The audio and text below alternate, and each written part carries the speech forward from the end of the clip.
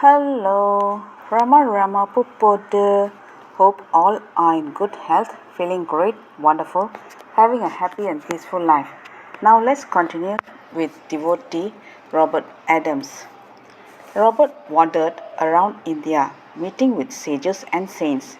He did this for a few years. Then Bhagwan appeared once again in his dream and said, "Go back to your country and spread the teaching of self enquiry, how to attain self realization, and how to stay in the state of I am to seekers in America." Bhagwan very specifically stated, "Do not start an institution. Do not be a guru. No publicity. If more than 15 people gather around you, go away from that town and continue to spread the teaching elsewhere." Robert Adams traveled, but there were no articles about him and no publicity. None except a select few knew about him.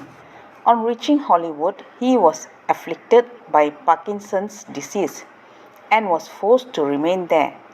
A beautiful woman named Mary, along with her friends, attended on him. They also helped him disseminate the teachings of Bhagavan's self enquiry. He conducted satsangs and had small gatherings. His presence was very powerful. He would sit in the hall in silence for 20 minutes, and everyone around him would become absolutely silent. It did not matter how many people were gathered there or who was there. Ultimately, after the period of silence, Robert would speak for a few minutes. When I wrote to Robert Adams asking for permission to meet him, he replied, "You can meet me in Los Angeles." At the time, the president of the Course of Miracles, Dr. Tara Singh, was at Ramana Ashramam, and he invited Anuradha and me to stay in their headquarters in Los Angeles.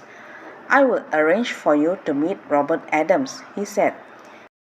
He arranged the meeting with Robert in a restaurant. We met there because the master had no institution, not even a house to call his own. I was thrilled because he had called us for a lunch meeting. It reminded me of Bhagavan, who not only imparted wisdom but insisted on anyone visiting the ashram to partake of the food. As we approached the table, we could only see Robert's back, but that was more than enough. The spiritual aura, the peace, the friendliness, and the vibrations were palpable even from a distance. Robert had a great sense of humor. I requested him again and again to tell us about Bhagavan, for I wanted to hear it from his own lips.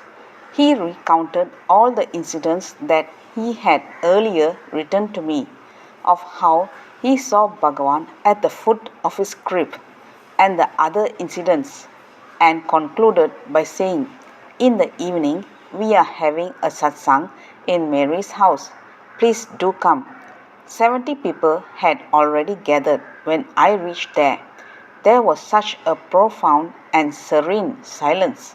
A special seat had been arranged for Robert since he had Parkinson's. Behind him was a picture of Bhagavan. I too was given a special chair. After Robert sat down, he looked at everyone for about 20 minutes, and in those 20 minutes, he silenced everyone's mind and put them in a complete state of samadhi. Afterwards, he took the mic and spoke. He announced, "I welcome my master, Ramana Maharishi's grandnephew, Ganesan, and his secretary, Anuradha. I would like Ganesan to speak."